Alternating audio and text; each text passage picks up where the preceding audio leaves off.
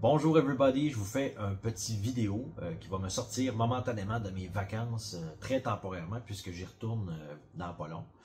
Je vous avais promis de faire un petit suivi sur ce qui allait se passer, parce que ce soir devait avoir lieu un événement musical où le Jamais Band joue l'ensemble de quelques hits en fait du Jamais Band autour d'un feu. Et là, cet événement-là n'aura pas lieu aujourd'hui, il va avoir lieu demain soir à 18h. Puisqu'il pleut. Donc, évidemment, vous comprendrez qu'on ne peut pas faire un feu s'il mouille dehors, bien entendu. Donc, et si jamais, parce que demain, il annonce beau, mais on ne sait jamais avec Météo Merdia, si jamais il pleut demain, on va faire l'événement quand même à partir de 18h dans la maison. OK? Ça, c'est la première des choses. Donc, demain, 18h et samedi, notez bien l'heure aussi, samedi, ça va être le récapitulatif des 8 ans de Guns N' Roses. Et ça va débuter à 9h et non à 10h. C'est parce que je veux pas que ça finisse trop tard non plus. Donc ça va commencer à 9h le matin. Et on va finir ça vers 7, 8, 9h. J'ai aucune idée quand ça va finir. Okay? Ça, c'est la première chose. Pour revenir à l'événement du feu avec le Jamais Band, je veux juste mettre quelque chose au clair. Quelque chose qui semble pas avoir été clair dans mon premier... quand j'ai fait l'annonce de l'événement. C'est que c'était, en fait, pour vous expliquer, c'est parce que je me fais littéralement bombarder de messages. Au moins, là, je vous dirais, minimum une vingtaine de personnes qui m'ont écrit, qui aimeraient ça être là. Que ce soit dans les commentaires des vidéos ou sur Messenger en privé, il y en a une vingtaine qui m'ont écrit pour dire, écoute, on aimerait ça participer, est-ce qu'on peut avoir l'adresse, on veut savoir c'est où, blablabla. Je me suis peut-être mal exprimé quand j'ai fait l'annonce de l'événement, puisque c'est un événement qui est privé, mais qu'on a décidé collectivement de partager avec vous autres sur YouTube.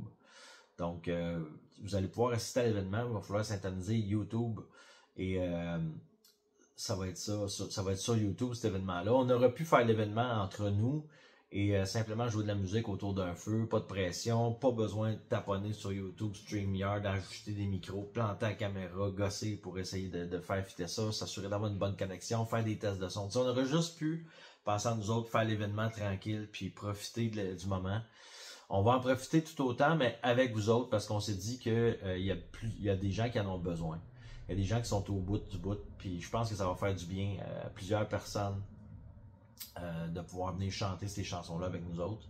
Fait que ça va nous faire plaisir de partager cet événement-là avec vous demain à compter de 18h, je répète.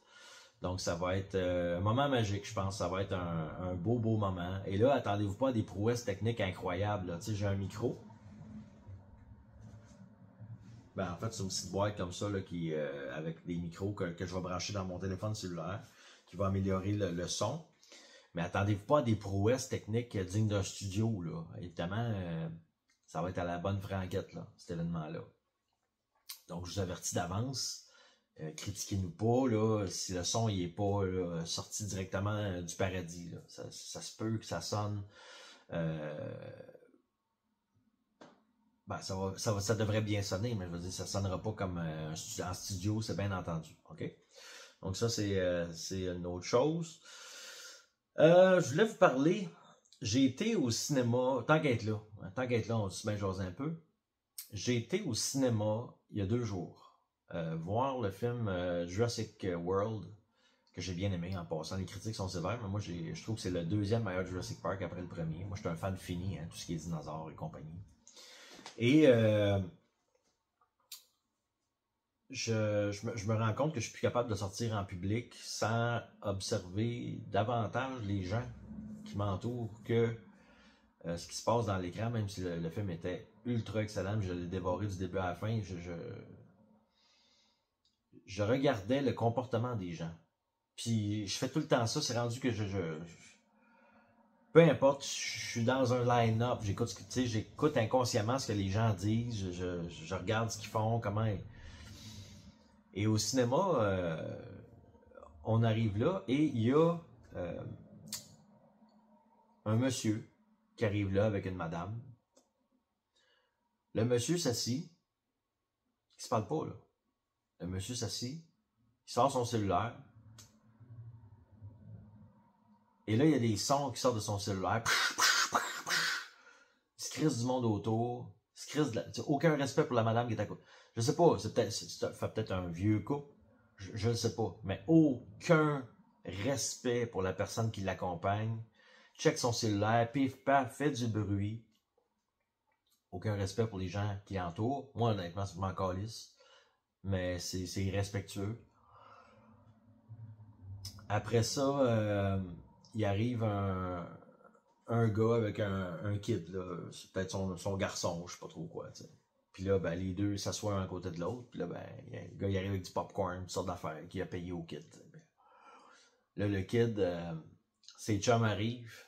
Hey, là, fuck you, le bonhomme. Ça va s'asseoir avec ses chums. Ça jappe fort. Puis là, pendant le film, il y avait un des kids qui garochait du popcorn au bonhomme qui est sur son cellulaire en arrière. Là, le bonhomme, il a dit, là, c'est assez, là. Mais c'est spécial, le comportement des gens. C'est spécial, puis je vous invite à pratiquer l'exercice. Je ne sais pas s'il y en a parmi vous autres qui souffrent du même syndrome que moi, qui sont comme plus capables de s'empêcher de regarder le monde qui les entoure, puis d'essayer de... Il y avait plein d'autres affaires qui sont arrivées. Tu sais, les gens sont déconnectés. Ou plutôt trop connectés, peut-être. Tu sais, on dit déconnectés, mais dans le fond, peut-être qu'ils sont juste trop connectés. C'est peut-être ça aussi. Avant de l'oublier, je vais vous dire, prochain live, me semble de mémoire, me semble que c'est le 23 juillet, où je vais... le live devrait s'intituler quelque chose du genre est-ce que Trump nous prend pour des caves, là, ou quelque chose du genre. Ça va être un retour qui passera pas inaperçu, je pense. Ah, écoute, ça va fesser dans le dash. Parce que là, il se passe beaucoup de choses pendant que je suis pas là. On dirait qu'ils se gâtent, là, puis qu'ils pensent que je vais passer ça sous silence, mais non. Ah non. Non, je dis pas qu'ils font ça en fonction que moi je suis en vacances. C'est pas ça que je dis. Non, c'est pas ça que je dis. Et il y avait une dernière chose dont je voulais vous parler aussi. Et Chris d'être tabarnak, je pense que je l'ai oublié. Oui, c'est ça. Je viens de de me revenir. Quand j'ai fini Jurassic Park, je suis allé sur la Grande Allée. Pas la Grande Allée, je suis allé sur les terrasses urbaines à Rimouski. C'était un peu comme la Grande Allée, mais version Wish. C'est comme la Grande Allée des pauvres, là, tu sais. Et là, je m'en vais là, puis là, ben, tu sais, il y a des terrasses, puis il y a des restaurants, puis des gens qui bouffent, puis... D'habitude, je vais au moins là une fois par année pour aller voir un peu de quoi ça a l'air, puis... Et j'ai eu un choc, mesdames et messieurs, j'ai eu un choc... je dirais plus un coup de 2x4 dans le front. Quand je suis sorti de mon char, puis jusqu'au moment où je me suis rendu à l'événement en question. Tu sais, dans le fond, là, ils bloquent la rue principale. Puis là, il y a des gens qui marchent dans le milieu, puis de la rue, puis bon, normalement, c'est un bel événement, puis tout ça. Et là, cette année, j'avais vraiment l'impression d'être dans le tiers-monde. J'avais vraiment l'impression d'être dans un autre pays.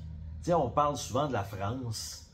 Tu sais, on regardait des vidéos, j'en ai présenté souvent des vidéos de la France où ils nous présentaient des rues complètes là, de migrants, des gens qui parlent pas notre langue, des femmes voilées, des burqas, des burqas et des hijabs. Là, c'était...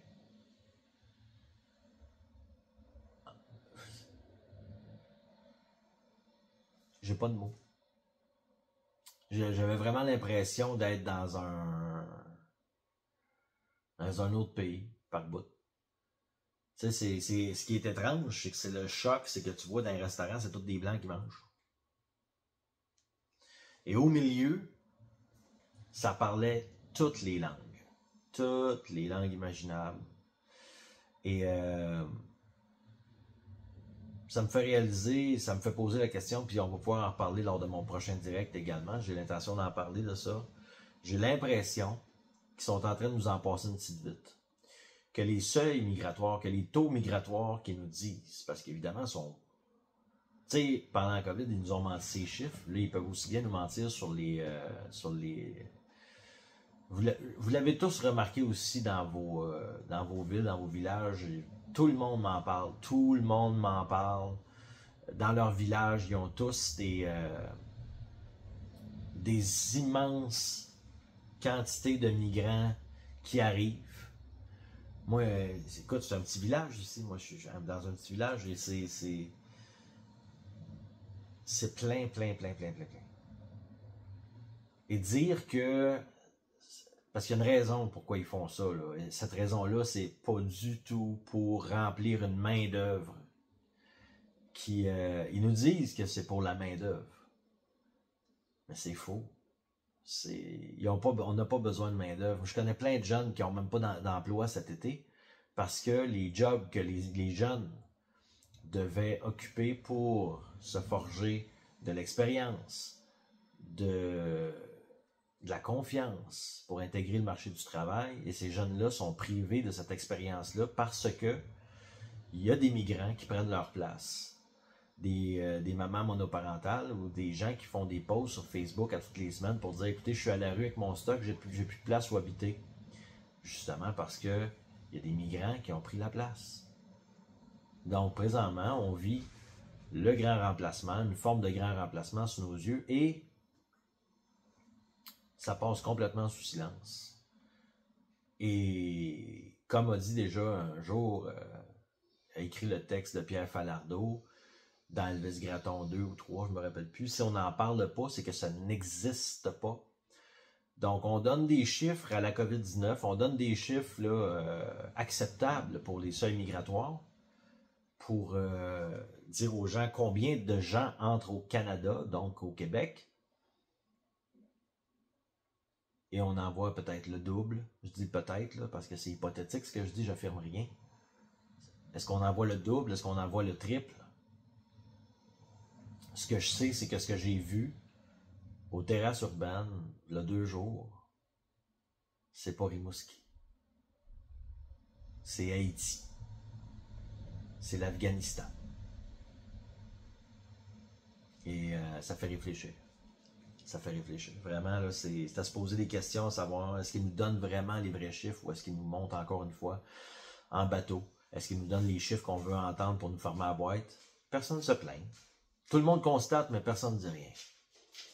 Et ça, c'est le syndrome qui gruge notre Babou.